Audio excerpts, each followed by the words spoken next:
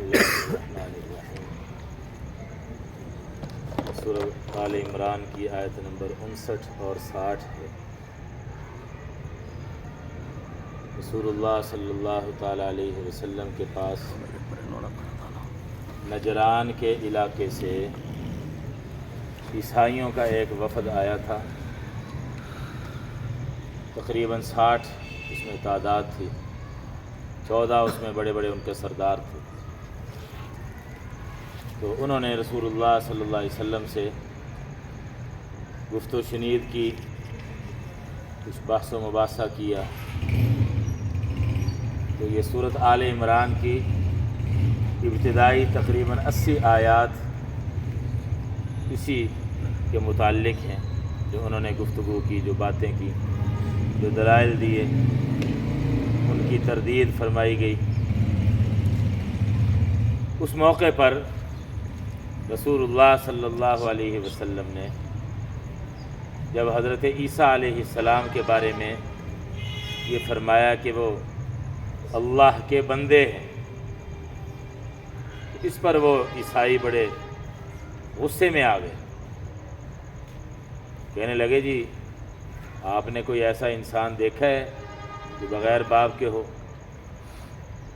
حضرت عیسیٰ علیہ السلام تو اللہ کے بیٹے ہیں، دنیا میں تو ان کا کوئی باپ ہے نہیں، تو کیا کوئی ایسا انسان ہے جو بغیر باپ کے ہو؟ اگر کوئی ہے تو آپ ان کا نام بتائیں۔ اس موقع پر پھر یہ آیات نازل ہوئی ہیں، جس میں یہ بتایا گیا کہ حضرت عیسیٰ علیہ السلام کو اللہ پاک نے اپنی قدرت سے بغیر باپ کے پیدا کیا، صرف ماں سے، حضرت مریم سے۔ چلو یہاں ماں تو ہے نا، لیکن تمہیں ہم بتاتے ہیں اللہ کی قدرت کہ بغیر باپ کے اور بغیر ماں کے بھی اللہ پاک پیدا کر سکتا ہے، جیسے حضرت آدم علیہ السلام کو پیدا کر دیا۔ تو حضرت عیسیٰ علیہ السلام کو بغیر باپ کے پیدا کرنے پر تم خدا یا خدا کا بیٹا قرار دیتے ہو، تو پھر حضرت آدم علیہ السلام کے بارے میں کیا کہو گے؟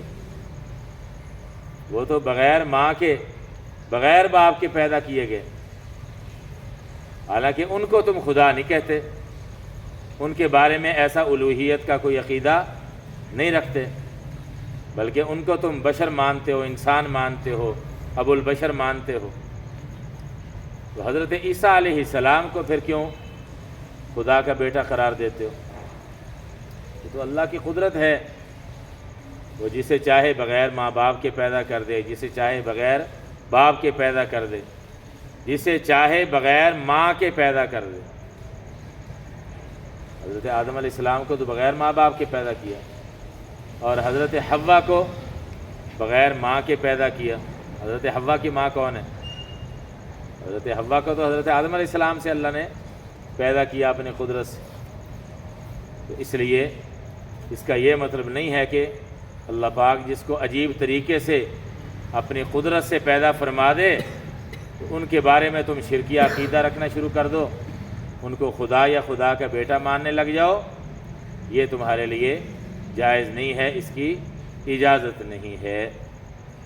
تو یہ مضمون ہے یہاں، ان مثل عیسیٰ، بے شک حضرت عیسیٰ علیہ السلام کی مثال عند اللہ، اللہ کے نزدیک، کا مثل آدم، حضرت آدم علیہ السلام کی مثال کی طرح ہے۔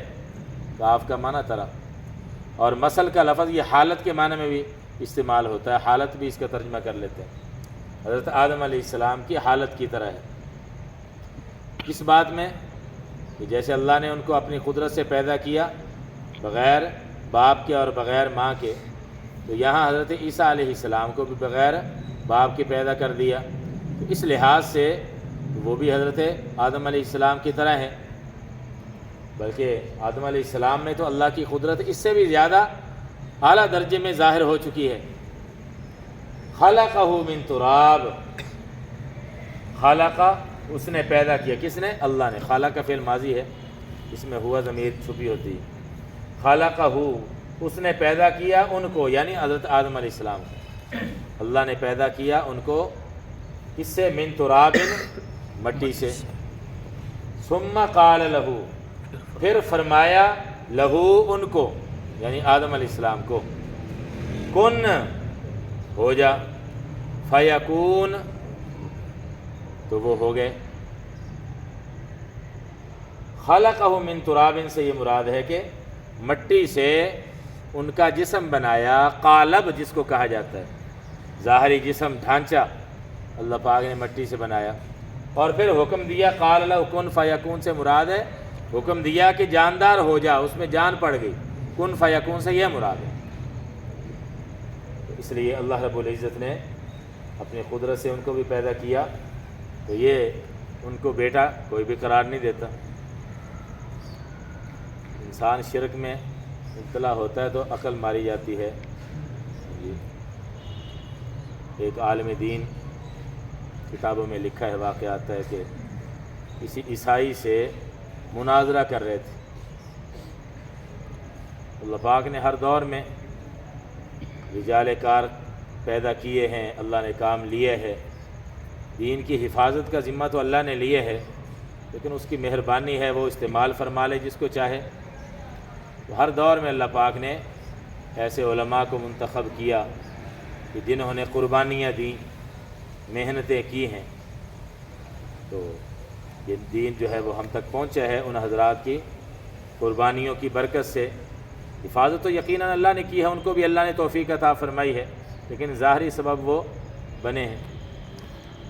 تو کسی دور میں ہندوستان میں بڑی یلغار ہوئی تھی یہ عیسائیت کی، پیسے کے زور پر، حکومتوں کی وسائل کے زور پر عیسائیت کی بڑی یلغار ہوئی۔ تو اللہ پاک نے بہت سے علماء سے کام لیا، تو ان میں سے ایک تھے حضرت مولانا رحمۃ اللہ کیرانوی رحمۃ اللہ علیہ، بہت بڑے عالم تھے ہندوستان میں۔ ان سے اللہ پاک نے اس سلسلے میں بہت کام لیا، اور انہوں نے ایک کتاب بھی لکھی بڑی محنت سے، اللہ نے بڑی قبولیت عطا فرمائی، اور اس نے عیسائیت کی گویا کمر توڑ کے رکھ لی۔ اظہار الحق اس کا نام تھا، عربی زبان میں تھی، بڑی جامع، اور اس میں انہوں نے حوالہ جات پیش کیے انہی کی کتابوں سے، بائبل، انجیل وغیرہ سے، ان کی تردید میں ان کو لاجواب کیا۔ کسی اظہار الحق کا پھر ترجمہ اور تشریح کی ہے بڑی محنت سے، عرق ریزی سے، حضرت مولانا مفتی تقی عثمانی صاحب نے 3 جلدوں میں پھر اس کو کھولا ہے، تشریح کی ہے، وضاحت کی ہے، تحقیق مزید کی ہے، اور اس کا نام رکھا ہے بائبل سے قرآن تک، بائبل سے قرآن تک، بڑی جاندار اور بڑی جامع کتاب ہے۔ تو علماء نے اللہ پاک کی فضل سے، اللہ کی توفیق سے الحمدللہ بڑا کام کیا ہے۔ تو ایک عالم کا مناظرہ ہو رہا تھا کسی عیسائی سے، تو اس عیسائی نے یہی بات کی کہ دیکھو جی، تم دیکھتے ہو کہ انسانوں میں سے کوئی ایسا نہیں ہے جس کا باپ نہ ہو، ہر ایک کا کوئی نہ کوئی باپ ہوتا ہے۔ تو حضرت عیسیٰ علیہ السلام کا دنیا میں تو کوئی باپ نہیں، انسانوں میں کوئی باپ نہیں۔ جب انسانوں میں کوئی باپ نہیں تو پھر وہ اللہ پاک کے بیٹے ہوئے، یہ اس نے دلیل دی۔ تو وہ جو عالم دین تھے، مسلمان تھے، تو شیر نے شعروں میں جواب دیا۔ انہوں نے کہا، ارے فرزند خدا کہتے ہو عیسیٰ کو، ارے فرزند خدا کہتے ہو عیسیٰ کو، تو دادا کون ہے ان کا بتائے جس کا جی چاہے۔ جب تم یہ کہتے ہو، دعویٰ یہ ہے کہ باپ کے بغیر کوئی انسان نہیں، تو پھر باپ کا بھی تو کوئی باپ ہونا چاہیے نا، پھر بتاؤ اس باپ کا باپ کون ہے، پھر دادا کون ہے ان کا، تمہارا دعویٰ تو ٹوٹ گیا نا۔ ارے فرزند خدا کہتے ہو عیسیٰ کو، تو دادا کون ہے ان کا بتائے جس کا جی چاہے۔ در فیض محمد صلی اللہ علیہ وسلم، در فیض محمد واہ ہے، آئے جس کا جی چاہے، واہ کا معنی کھلا ہے، رسول پاک صلی اللہ علیہ وسلم کا در تو کھلا ہے، در فیض محمد واہ ہے، آئے جس کا جی چاہے، نہ آئے آتش دوزخ میں جائے جس کا جی چاہے۔ آؤ گے تو دوزخ کی آگ سے بچ جاؤ گے، صحیح عقیدہ اختیار کر لو گے۔